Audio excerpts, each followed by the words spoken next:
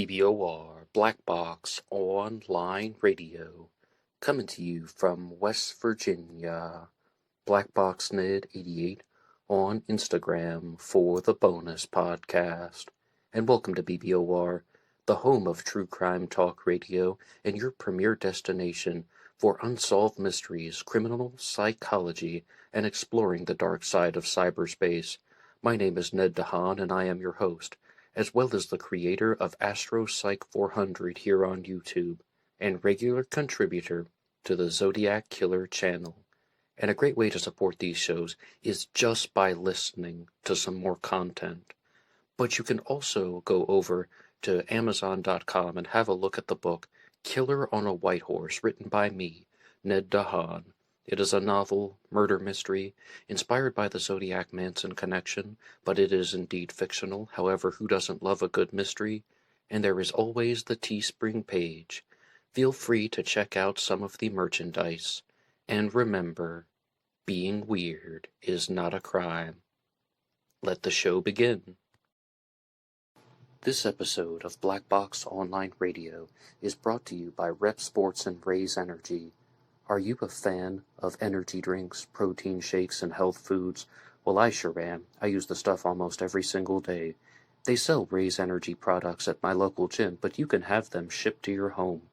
Use the coupon code NED075, that's NED075, for discounts applied at the checkout. The link is in the description box. Okay, hello everybody. Welcome to the show. This is the final episode in Zodiac Killer the Linkletter connection, and when I start these multi-part discussions, I never know how many episodes there are going to be. For example, last year on the channel I did a multi-part series about the disappearance of Donna Lass from 1970, and that went on for months. But the reason why this is only going to be 3 episodes will be explored throughout the duration of this recording, and if you haven't heard the previous 2, I would invite you to keep listening, of course, but you can always go and check out part 1 and part 2 later on. But I want my multi-part discussions on this channel to be available to everyone. You can always jump in the middle whenever, so please feel free to stay tuned. Now, there are 2 questions that we've been exploring in this series. The first is, was Robert Linkletter the Zodiac Killer? And the second is, what happened to his sister Diane? On October 4th, 1969, Diane Linkletter passed away. She died after falling from a 6th-floor apartment window in Hollywood, California. The fall occurred around 9 a.m., and she was pronounced dead in the hospital at 10:30 a.m., approximately, of course. And I would like to give a big thank you to Tom Bleecker, who is the author of the book Diane Linkletter, A Princess Wrongly Accused, and I have completed his book, and he's also tuned into Black Box Online Radio and shared some observations with us here in the comments section. But Tom Bleecker knew these people personally that we'll be discussing. He was briefly engaged to Diane Linkletter for a while, and that was when she was 16 years old. Diane Linkletter passed away at the age of 20, and she had been engaged twice, even married at one point. And there were a lot of pressures that seemed to be involved, being the daughter of a media personality, that being Art Linkletter, and that even ties into some of the confusion surrounding her death, because there are numerous possibilities. The most extreme possibility is that Diane Linkletter is a lesser-known victim of the Zodiac Killer, and that almost exclusively uses her brother, Robert Linkletter, as the participant in that. The idea that Robert Linkletter was the Zodiac, and either his sister Diane figured out that he was the Zodiac Killer, or she knew from the beginning, and she either was not going to keep a secret, or he got scared and he did something to her to force her out the window, or she jumped out the window out of fear, chasing after her, so to speak. And Tom Bleecker even says very clearly in the book, and not only in the book but also in the police reports, that Robert Linkletter was en route to Diane's apartment. He was coming to Diane's apartment. She telephoned him very shortly before her fall, and her subsequent death. So that is a point. But to answer the question about what happened to Diane, Tom Bleecker doesn't buy into the Zodiac killer connection. Instead, he proposes a suspect named Ed Durston. And part of the Diane Linkletter timeline is that she passed away on October 4th, and she got to her apartment at around 3 a.m. with someone named Ed Durston. It's most likely that they went to a party beforehand, and Ed Durston is in the apartment, and Diane Linkletter bakes some cookies. I don't know about you guys, but I thought it was rather odd to just hear about somebody baking cookies at 3:30 in the morning. And I know you can do whatever you want, and people don't have to play by their rules or anything, or maybe it's unconventional. Not everybody would do that. But something always was a little bit off to me about that. And Tom Bleecker even points that out in his book that, okay, that's most likely because she had an unexpected guest, or even if he was an expected guest, Ed Durston may have wanted more from Diane than she was willing to put up with. And he said very clearly in his comment here on this channel that he believes Ed Durston was trying to rape her, and she had telephoned her brother because, as the daughter of a media personality, Art Linkletter, she had this born instinct, or an instinct that she had grown up with, not to phone the police, but rather to call a family member. So she called her brother, Robert Linkletter, and Ed Durston was thinking that he is on the way, and that he panicked, and he either became very forceful with her, or maybe he forced her out the window directly, or she just had some type of accidental fall because he was chasing after her, and she had climbed up to a higher level and accidentally went out the window. All of that seems rather uncertain. Ed Durston's simple explanation was that he tried to stop her, he tried to grab her. There are a couple conflicting stories that he gave, but he grabbed after her and he only got a handful of drapes. Another one said that he grabbed her ankle. I don't believe that he ever had possession of her, like grabbing her ankle and holding her out the window, and neither does Tom Bleecker, because then she would have fallen in a very different place. And anybody who has any familiarity with I don't know, geometrics or something like that, or just watching something fall, I mean, absolutely there would be a different trajectory. I mean, it's just absolute human observation. And I won't share all of the reasons why Tom Bleecker believes that Ed Durston was the murderer of Diane Linkletter, because I will invite you to read his book. I don't want to give away everything that he has created, and his book is called Diane Linkletter, A Princess Wrongly Accused, and you can get that on Amazon the way I did. But there was a question that came in on a previous episode from TJP, who says, were there any defensive wounds on Diane or scratches on the gentleman at her apartment? Now, I didn't recall anything about scratches on the man, Ed Durston, at the apartment, but Tom Bleecker does suggest that there was a cut on Diane's lip that seems very inconsistent with the fall, so says he, and he proposed that that was rather that she got punched in the face. Again, some sign of a struggle, and Ed Durston did take 2 lie detector tests. At least the first one was not made available to the public, and it's also important to remember that this is the younger Ed Durston, not the Ed Durston who was 48 years old, whom the media seems to have attributed this story to. No, this is a younger guy who was 27 years old. He was a car dealer and a local criminal, nonetheless. I really am quite surprised there was so much confusion. Pedro Fernandez also had a comment saying, nice take. Thomas Noguchi, the coroner to the stars, stated that there were no drugs in Diane Linkletter's system. Had she taken LSD 12 hours earlier, Noguchi would have found it. He left no stone unturned in his work. Well, that is definitely explored throughout the book, and it also talks about how instantly the Linkletter family, particularly Art Linkletter, I should say, gets on this story. And now Tom can correct me if I get any of this wrong, but I think that his interpretation of the events was because her father was a media personality, they did some damage control analysis, and they were like, how are they going to present the story to the media without affecting his reputation? And he decided to pursue an anti-drug campaign, but very clearly there were no drugs in Diane Linkletter's system. So then they changed the story to she had an LSD flashback. I mean, I've said this once on the channel, I'll say it again. They told us all about this in, like, junior high health class, that people can take LSD and then weeks or months later, they get an LSD flashback and something just comes over them. And if Ed Durston's story is correct, that he's just with the Diane Linkletter on her balcony and she saw something she didn't like, and then she just had an episode, more or less, and was going through the apartment and out the kitchen window. I mean, I could comprehend that, except for the fact that you would really have to think that he's the only surviving witness. There's no one there to corroborate his story, and that definitely does leave a lot of room for doubt. So when you're reading a book, right, and you're hearing somebody tell you their theory about what happened in a chapter length explanation, and they're saying, this is my idea, and all of these are the reasons why I have this idea, sometimes it can come across as a very convincing narrative. And when I was reading Tom Bleeker's book, it I definitely had that feeling.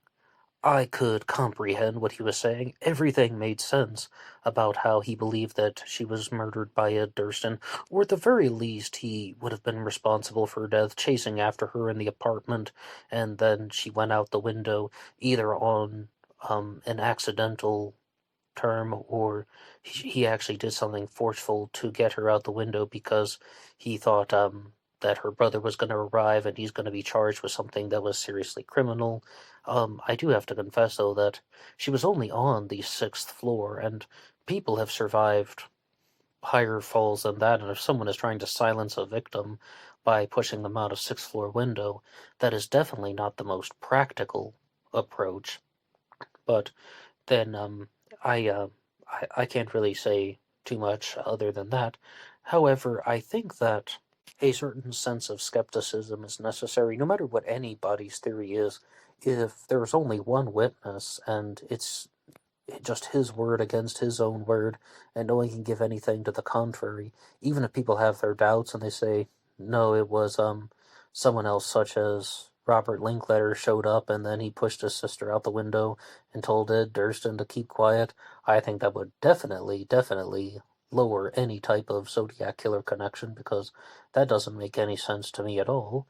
And was Ed Durston actually guilty of trying to rape her? I'm simply undecided on that. It's a very compelling narrative put forward by Tom Bleeker, but I mean, I couldn't really bring it into a court of law and get it, get a judgment made based on it. But no, I mean, he does provide a convincing take on the subject in his book, Diane Linkletter, A Princess Wrongly Accused. Now, to move on to the first question, was Robert Linkletter the Zodiac killer? I think that a lot of this is conspiratorial rambling.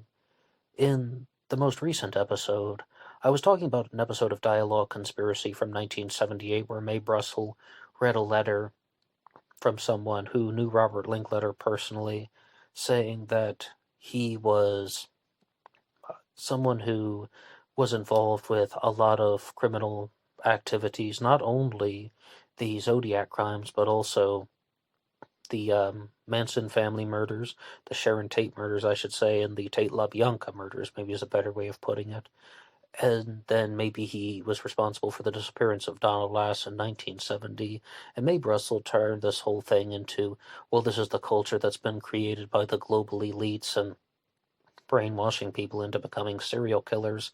And we can talk about that at a different time because there are a lot of pros and cons for that theory. But so much of this Zodiac Linkletter connection is just conspiratorial rambling. That Robert Linkletter and Diane Linkletter were both present on the night that Sharon Tate was murdered. That's another reason why somebody wanted to silence Diane. I mean, I have to reinforce that point with something that I already said.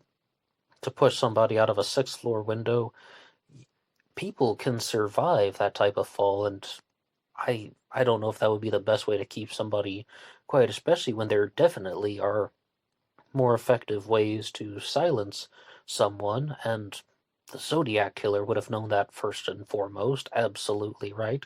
And then even somebody like Ed Durston would be aware of that. So But one thing that I had never heard before was that, and I read this in Tom Bleeker's book, is that Ed Durston was a suspect in the Tate LaBianca murders. So now he's another player who could be involved in that. And so many people have these theories about how everybody was there when Sharon Tate was murdered. Mama Cass, Robert Linkletter, Diane Linkletter, Bruce Lee, and Rodney Alcala, the dating game killer. I mean, the list just goes on and on and on about all these people from the world of California as we know it were present there on the night of the Tate LaBianca murders. And I mean, I think that, again, people are saying these things, and even if they believe them to be true, they aren't substantiating their claim. And last week on the channel, I said I would talk about the Ohta family murders, which was a very brutal mass homicide of Dr. Victor Ohta, who was an eye doctor and eye surgeon, as well as some of his family members that occurred in 1970. And the theory is that after the Tate LaBianca murders, a pair of eyeglasses was found at the Tate house, at the Cielo Drive house, and it's possible that it belonged to the killer, and they thought that maybe this eye doctor, perhaps even ophthalmologist is a better term, Dr. Ohta could have traced the glasses back to the person, although there are a lot of conflicting reports about Dr. Ohta's specialty. In some places he's called an optician, in other places he's called an eye surgeon, and then some places simply call him an eye doctor, but that this pair of glasses could have been traced by Dr. Ohta to the real killer, who would not have been Tex Watson, who murdered Sharon Tate, as well as the other people at Cielo Drive. So, to help us out, we're going to go to an article from MercuryNews.com that is written by David K. Johnston, and this shares a lot of his first-hand experiences, but I really liked the introduction that was provided here. 50 years ago, on October 19th, 1970, firefighters extinguished a burning hilltop mansion near Santa Cruz and found a bizarre note on the maroon Rolls-Royce blocking the driveway. Halloween, 1970. Today, World War III will begin. People awoke the next morning to find terrifying headlines in the Mercury and other papers. It was just a year after the Manson cold murders of actress Sharon Tate and others while in San Francisco, and the Zodiac killer, which was the inspiration for the Dirty Harry movies, remained on the loose. I'd really say the Zodiac did a lot more than just become the inspiration for the Dirty Harry movies, but I will continue. In the dark, firefighters seeking water from the swimming pool slipped on still wet blood. In the pool, streaked with red, were 5 bodies.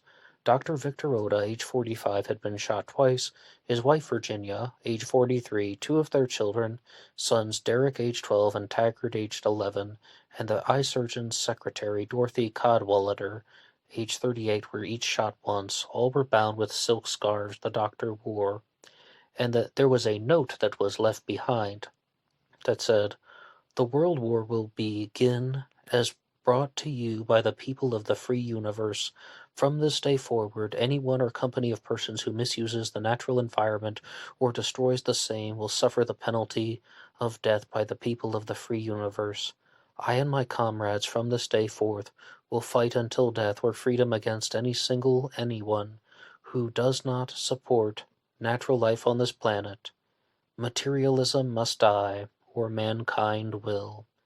And it was signed with the titles of 4 mystic tarot cards: Knight of Wands, Knight of Cups, Knight of Pentacles, and Knight of Swords.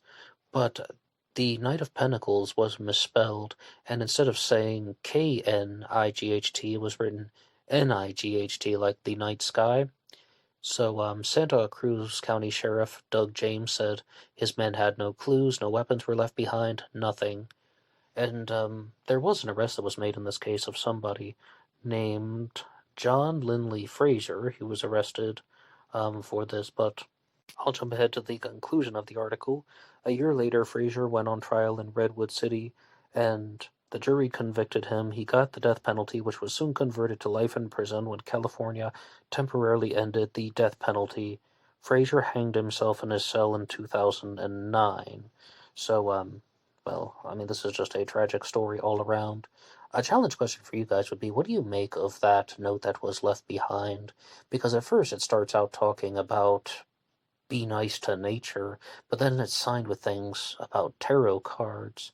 And when there are these large homicides where multiple people are murdered, I can often suspect multiple perpetrators, especially when the bodies are shot and someone has been thrown into the pool. Now, that doesn't necessarily happen all the time. I was talking about BTK recently, and he allegedly, I guess, started out with his first crime, murdering a family of 4 people, and they're in doing things to their bodies. But I don't know if that was actually his first crime. This definitely doesn't seem like someone who is committed their first crime either. Someone has a little bit of a criminal history who would be behind this crime. But also, maybe there's a little bit of a demented angle in the language when it's not super coherent or inconsistent, because I don't necessarily know how the tarot cards align completely with be nice to the environment or respect nature, and then you have murdered this massive family. Now, some people think that those are the activities of Manson supporters because they just wanted to do destructive things in a certain way to manipulate the media coverage to get a desired effect. And Squeaky Fromy even once said that she pulled a gun on Gerald Old Ford because she wanted to get the Manson family back in the media. And I mean, that's kind of, someone has heard her say that, like it's like a friend of a friend story. And I'm not really going to say anything more than that because I don't want to misstate anything. However, absolutely, I do not see any Zodiac killer connection to this. If you're going to look at somebody like Robert Linkletter and say that he was the Zodiac, and that he murdered his sister in 1969, then murders Dr. Ohta and his family in 1970, what's the Zodiac connection? Now, one point we need to be aware of: the Zodiac is not all lovey-dovey when it comes to nature. Okay, now you be nice to things that aren't consumerism, or else the Knight of Cups is gonna get you. Nope, absolutely not. Doesn't contain esoteric Zodiac language. And also, the Zodiac's not a home invader, doesn't go after family members. And let's say, hypothetically, the Zodiac killer's incident with Kathleen Johns was real on March 22nd of 1970. The Zodiac had an opportunity to go after a baby, but he didn't do that. And I know these aren't babies, these are children who are 11 and 12 years old. But, no, this is too extreme to be the Zodiac. Contains different language, and it's the bodies are left in a pool. The Zodiac was around numerous water sources. None of the bodies were submerged into water, so all of that is pointing against there. And that's one reason why this Linkletter connection is coming to an end. I definitely appreciate somebody coming forward in 1978 saying that they had a suspect and they believed that they knew what was going on, and that they had thought that it was Robert Linkletter. And according to Mae Brussel, she had talked to Dave Toschi, and that Robert Linkletter was indeed a suspect who had not been eliminated. But all of these supporting points seem to be dead ends.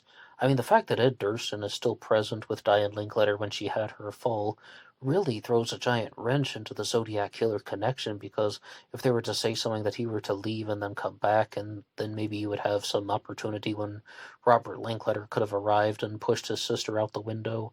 But all of his testimony is completely devoid of Robert Linkletter being there at the exact moment. And then the second point about the Ohta murders having some type of Linkletter connection, like Robert Linkletter is the Zodiac Killer and also played some part in the Ohta murders. No, I'm just not saying that either, because again, these are absolutely different crimes, and I really cannot share too much about the Ohta murders. Maybe we'll do a larger episode in the future that's not connected to the Linkletter family. So I think that that's where it just ends. Robert Linkletter has definitely gone down on the scale for me in terms of being a Zodiac killer suspect. I think there's a much lower chance. And there is this desire to connect the Zodiac to Manson, as well as to numerous other homicides throughout the Bay Area and beyond. But in all reality, I think that the situation might not be that complicated. And people do this with the Manson family as well. They also want to connect the Manson family to other homicides, and particularly through the Zodiac Manson connection. But both of them have a CIA angle. Or as Mae Russell said, though, there is this type of brainwashing agent that drives people to kill. And when I said I wanted to talk about that in the near future, I can just tell you right now, yes, the media does drive people to kill. A lot of it's done in an indirect way. It's not done in this like gross calculated way where there's this cabal of people who are sitting around running the world in the shadows. No, I don't buy into that worldview. What I think instead is that the media wants you to watch TV and buy newspapers and subscriptions and to follow along with anything that they are selling, right? So they talk about things that are extremely engaging, and sometimes some of those are involving physical violence. Sometimes they're involving mass shootings, sometimes they're involving wartime atrocities, and I do believe that those types of effects can affect people with certain personality traits as well as certain people who have genetics and neurological functioning in a particular way, but the media is more or less giving people lots of windows into becoming more and more destructive, again, partnered with their own pre-existing mental states, and that drives people to kill. Absolutely, though, they get off on this because their ratings go up anytime there is a tragedy. And in the true crime world, we often talk about these tragedies because we're trying to actually find some understanding of humanity in it. It's definitely not overwhelmingly done for profit in the far off corners of YouTube. But with the mainstream media, it is overwhelmingly done for profit. Those are multi-billion-dollar industries. So, there are consequences. And that's one thing that I really had to learn the hard way. In life, everything is interlocking. For example, if you're going to have a real life tragedy like the Zodiac killer, is that connected to Manson? Absolutely, in some way. It just doesn't mean the same killer was involved. But is it connected? Well, of course, both of them are reported by the media. Both of them get represented in this particular way. Those are the types of brainwashing corruption agents that happen, and the elements that make people think in certain ways. Oh, there are connections. It's just, I mean, how loose and how abstract do you want to get? So, with this Linkletter connection, I'm seeing that there are lots of tragedies that have taken place in California. And rest in peace to the Ohta family. Rest in peace to Diane Linkletter. Rest in peace to Robert Linkletter, who passed away in 1980 in an auto accident. But I just don't believe that he was the Zodiac killer, and that's my conclusion. And I said by the end of this, I wanted to make a direct determination: was Diane Linkletter a Zodiac victim? I'm giving a hard no on that. Now, was she actually murdered by Ed Durston? Bear in mind, if he's doing anything illegal to her, like if he's attempting to rape her and she's trying to run away and then goes out the window, that would most likely be some form of either murder or manslaughter. Tom Bleecker makes a convincing case, but I can't endorse his theory. I'm just not 100% convinced yet, but he makes a very convincing case. One more time, the book is Diane Linkletter, A Princess Wrongly Accused, and I invite you to get that anywhere books are sold. And I think that's all for me now. One more time, I will be resuming the series on the Long Island serial killer next week, and I just invite you to stay tuned. You can always get me on Facebook. My personal Facebook is in the description box. Anybody can write the show at BlackBoxOnlineRadio at AOL.com, and on Instagram, BlackBoxNid88. And what do you think about Robert Linkletter as a Zodiac killer suspect? What do you think happened to Diane Linkletter? And do you think that there's any type of either Zodiac or Manson connection in the Ohta family murders? Please stay tuned, and until next time.